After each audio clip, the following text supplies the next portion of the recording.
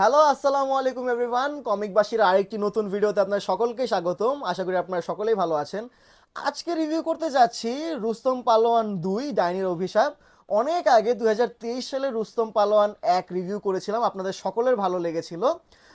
এই কারণে অনেক দিন পরে, এটা 24 সালে রিলিজ হয়ে গিয়েছিল, বাট আমার কাছে মানে অনেক দিন পড়েছিল, এটা রিভিউ করা হয় নাই। আজকে এটা রিভিউ করতেছি।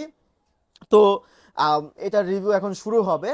তো এটার আমরা রুস্তম পরিমাণের লাস্টের ইভেন্টসগুলোর পর লাস্টে এখানে একটা হিন্ট দেয় যে পার্ট টুতে কি হতে চলেছে। তো পার্ট টু এখান থেকে শুরু হয়। আগে এখানে পিছনের একটা স্টোরি আছে, এটা আমরা পিছনে যে সিনপসিস আছে, স্টোরি সিনপসিস বা সামারি আমি বলে দিই আপনাদের। রুস্তম যেদিন বাকরখানির লোভে গামা পালোয়ানকে প্রতিযোগিতায় আছাড় মেরে হারিয়ে দিল, সেদিন সে নিজের অজান্তে সোনাপুর গ্রামের এক শপথ ভঙ্গ করেছিল। কি শপথ? সে অনেককাল আগের কথা। সোনাপুর গ্রামবাসী এক ভয়ঙ্কর ডাইনির সাথে চুক্তি করেছিল যে কৃষিকাজ ছেড়ে তারা আর কখনো অস্ত্র তুলবে না এবং এবং করবে না কোনো ধরনের পালোয়ানগিরি। তার বদলে ডাইনিও আর হানা দেবে না তাদের গ্রামে।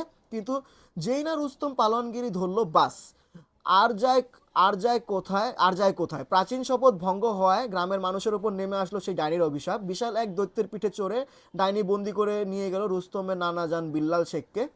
জলজন্ত গ্রামবাসীরা ডাইনির জাদুতে একের পর এক পরিণত হতে থাকলো মানুষরূপী পাথরে। এখন রুস্তম কি করবে? ডাইনির অভিশাপ থেকে কিভাবে বাঁচিয়ে তুলবে গ্রামবাসীদের, কিভাবে ফিরিয়ে আনবে তার নানাজানকে? ডাইনিকে খুঁজে বের করার এই অভিযানে রুস্তমের সাথে সঙ্গী হলো ছোট্ট এক কোলা ব্যাং, নাম যার ঘ্যাং। ঘ্যাংয়ের মতো তোমরাও যদি রুস্তমের সাথে এই 7 সমুদ্র 13 নদী পারে অভিযানের সঙ্গী হতে চাও, তাহলে আর দেরি কেন?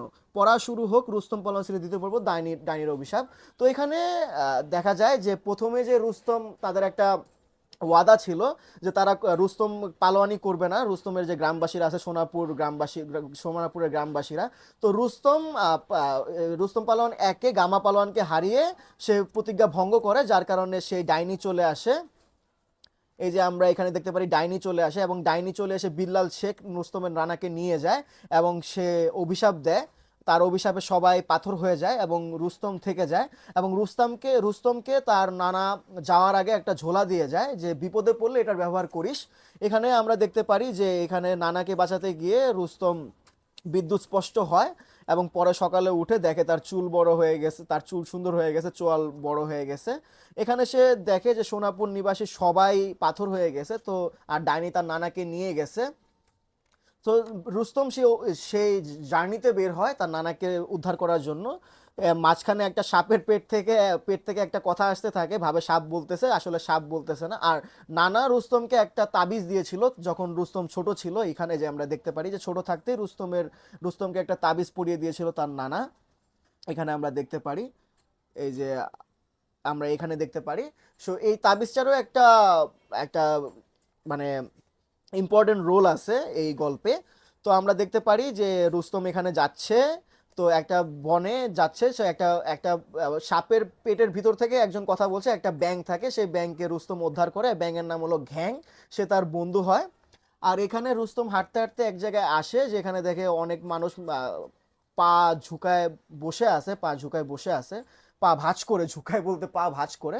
মানে এখানে রাজপুত্র আসতেছে তাকে সম্মান করার জন্য। এই যে বিজনপুরের প্রখ্যাত যোদ্ধা বীর বাহাদুর, 7 রাজ্যের সবচেয়ে বড় বীর, এক অদ্বিতীয় রাজকুমার কমল কুমারকে আমরা দেখতে পারি, সে পঙ্খিরাজে করে আসছে।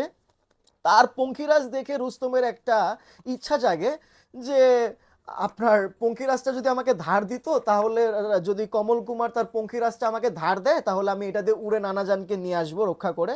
তো কমল কুমার যে থাকে সে খুবই মানে একজন খারাপ চরিত্র থাকে। সে মানুষের সামনে লোক দেখানি ভালো দেখায়, আসলে সে ভালো না।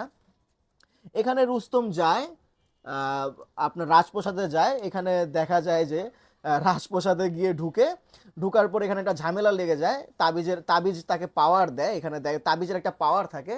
রুস্তম যখন এটা ব্যবহার করে, মানে শক্তি ব্যবহার করে, তখন তাবিজের আলো একটু একটু কমে যায়।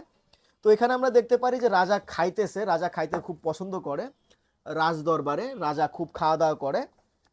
তো এখানে রাজাকে ডিস্টার্ব করার জন্য রুস্তমের সাথে মানে এবং রাজপ্রাসাদে ঢোকার জন্য অনেকই হয়।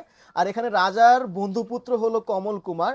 আর এখানে আমরা জানতে পারি যে নায়িকা যে আছে, গল্পের নায়িকা আমাদের রাজকুমারী রাজকুমার রাজকুমারী রাজকুমারী কিরণমালা, তার একটা হাত পাথরের হয়ে গেছে এবং কিরণমালার সাথে কমল কুমারের বিয়ের বিয়ের কথা চলতেছে, কিন্তু আপনার ডাইনি যে এসেছিল, ডাইনি আসার কারণে কি বলে, ডাইনি যে অ্যাটাক করতেছিল, একটা অ্যাটাক আপনার কিরণমালার হাতে লেগে গেছে এবং তার একটা হাত পাথর হয়ে গেছে এবং ধীরে ধীরে তার হাত পাথর হয়ে যাচ্ছে।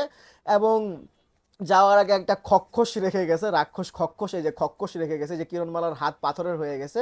এই খক্ষসের সাথে কমল কুমার পারে না। তখন রুস্তম মারামারি করে, মারামারির এক পর্যায়ে রুস্তমের মনে পড়ে যে নানাজান যে থলেটা দিছিল অনেক বিপদে বলে সেটা ব্যবহার করতে হয়, সেখানে একটা মানে একটা মেডেলের মতো পায়, নেকলেস। সেটা রুস্তম পরে, আর পড়ার সাথে সাথে সে সুপার পাওয়ার পেয়ে যায় এবং সে খক্ষস না, রাক্ষস খক্ষস, হ্যাঁ খক্ষস মনে হয় আমার নামটা। দাঁড়ান আমি দেখি, একটু চেক করে নিই। এই যে এখানে বলে যে এই, খক্ষস খক্ষস খক্ষস, এই খক্ষসকে মেরে রুস্তম তক্তা করে দেয়। এবং শেষে রাজা বলে যে রাজা রাজা বলে যে খক্ষসকে যে হারাবে পঙ্খিরাজ তার। তো রুস্তম খক্ষসকে হারায়, পঙ্খিরাজ দিয়ে দিবে। এই সময় কমল কুমার বলে আমিও যাব, এবং কমল কুমার রুস্তম বেরিয়ে যায়। কিরণমালাকে নেয় না তারা, আর ডাইনির খোঁজে। কিন্তু কমল কুমার একটা বিট্রে করে লাস্টে রুস্তমের সাথে, এবং এরপরে স্টোরিটা শেষ হয়ে যায়। এরপরে আমরা হিন্ট পাই যে রুস্তম পালোয়ান 3 আসবে।